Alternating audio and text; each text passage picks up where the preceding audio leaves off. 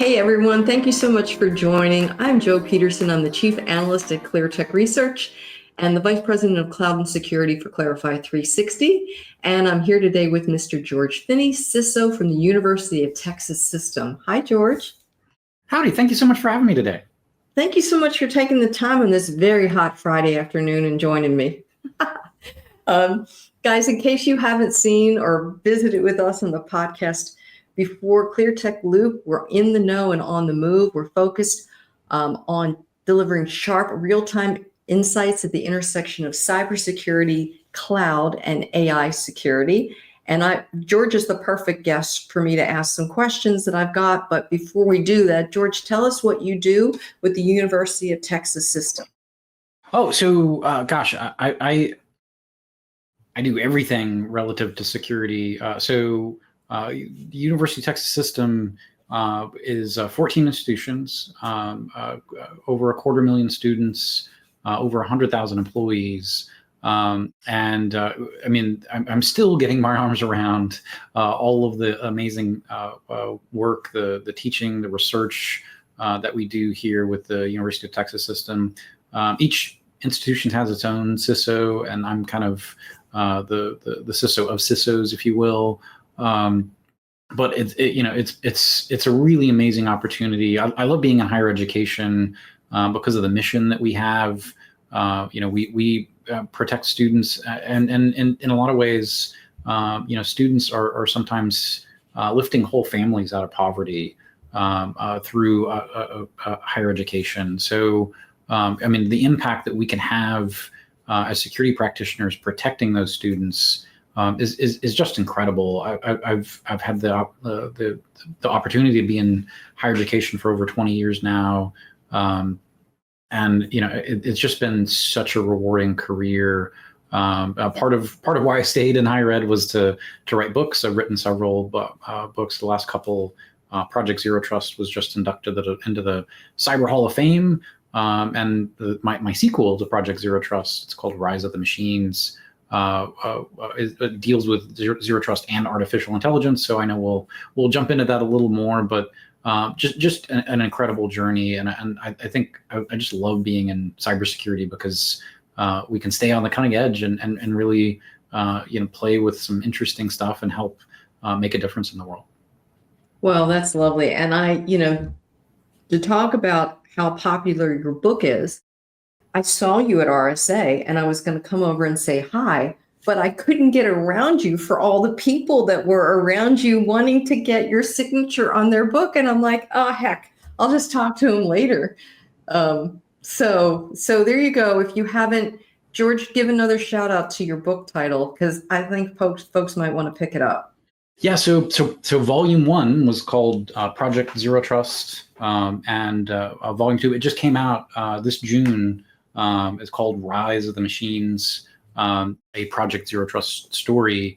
But you kind of probably have guessed already. There's just a ton of pop culture references. It's a fun read, and I think that's part of why people love it so much. Shout out if folks out there like audiobooks. We actually got one of the actors from The Walking Dead to be the narrator. It's a fictional case study.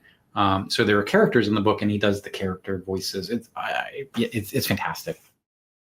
That's so fun. And you know what? People. Some of what we do is pretty dry, and so if you can make it fun, then people are more inclined, right, to respond to it. And you and I met. Speaking of the work that you do for good. You and I met, and I'm not exactly even sure how we met, but you invited me to be on the CSA's AI Safety Council, of which you're a co-chair. And so I wanted to give a shout out to that organization and what they're doing around AI safety, and have you tell us a little bit about kind of the initiative. So with that in mind, the safety initiative is to provide guidance and tools for organizations to deploy AI safely and responsibly. So what are some of the objectives of this broader initiative from an organizational perspective? Yeah, so I think it's a wonderful question.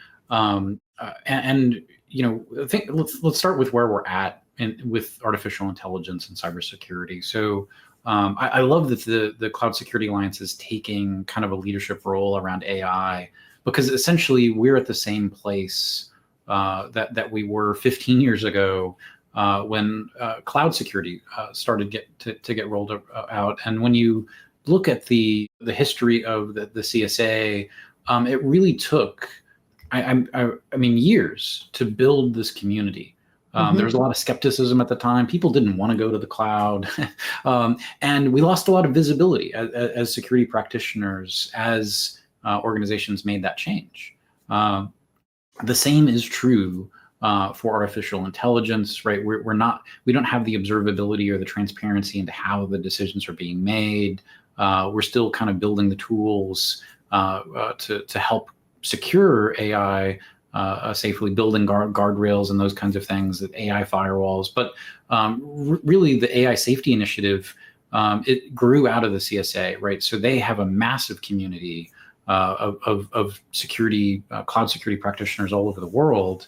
And the amazing thing that kind of happened with this initiative is all of those same folks are being tasked to go out and have an impact on AI. So instead of like we had 15 years ago, where it took years and years and years to start to build the momentum to get cloud security right, all of those people are ready to go today. The community is already built. The frameworks are already there. And so I think we, as the CSA AI Safety Initiative, are going to be able to make so much more of an impact so much more quickly.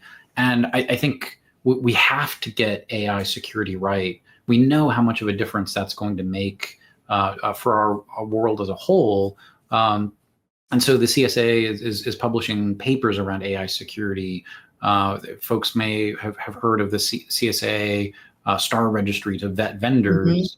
They're developing the same kind of analysis framework to help vet AI tools, right? This is something that, as a CISO, our CISO community is hungry for, because in the last 15 years, we've kind of gotten a little better at third-party risk management. And so having a tool that procurement departments can use, that IT folks can use to make sure that we're thinking about AI security, because other folks are delivering AI for us, right? It's being baked into SaaS apps, and we have to have that same kind of control in place that we have for our other SaaS vendors. That's a great answer. And it's, I wouldn't be part of it if I didn't think it was a worthy mission, right?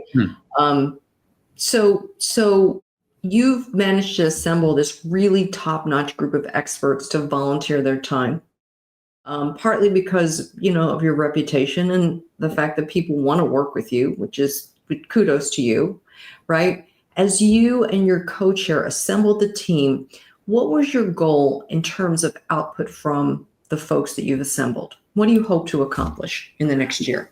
I love that, Joe. Now I'm thinking of myself like the Nick Fury of AI security. So I'm assembling the team. There are lots of competing interests when it comes to AI, just in general, right? You've got developers, you've got large organizations with billions or maybe trillions of dollars on the line in terms of establishing market position. You've got developers, but you've also got AI security practitioners. You've got that have to deal with this every day. So the Leadership Council is really to specifically give practitioners, CISOs, who have to go out and secure all of the different uses of AI. We're getting our own voice within the overarching safety initiative, right? So it's not the vendor saying, we need stuff. They've got a voice, right? It's not the cloud practitioners that are kind of getting their say. It's not the developers, right? Everybody's got their own kind of committee or group within this, or representation. But to have CISOs have a seat at the table is really meaningful, because I think all of those folks have their different relative interests. And you know, I don't know, because maybe it's because I'm a CISO, but I feel like we've got the broad perspective to look at all of the different components, see how they all connect together, and really bring the voice of all of the corporations or organizations or nonprofits that are having to use this. So I mean, you know, we're the voice of the people, Joe. I always feel like the buck stops with the CISO, right? It just does. It just does. So I am super, you know, I'm super jazzed that the CSA has taken this sort of forward position on let's hold out our hands and let's provide some guidance and let's help folks on their journey, because you know, most of the CISOs I know are juggling lots of plates. Yeah. And this is just another plate that's in front of them, but it's such an immediate plate and it's moving so fast, right? That's the scary thing about it. So anyhow, thank you for taking time today and talking to us about the initiative. I'm excited to see the work that the team puts forward, and I hope you're able to stay cool, as I'm going to try to on this hot Friday afternoon. Thank you so much for having me. Okay, take care.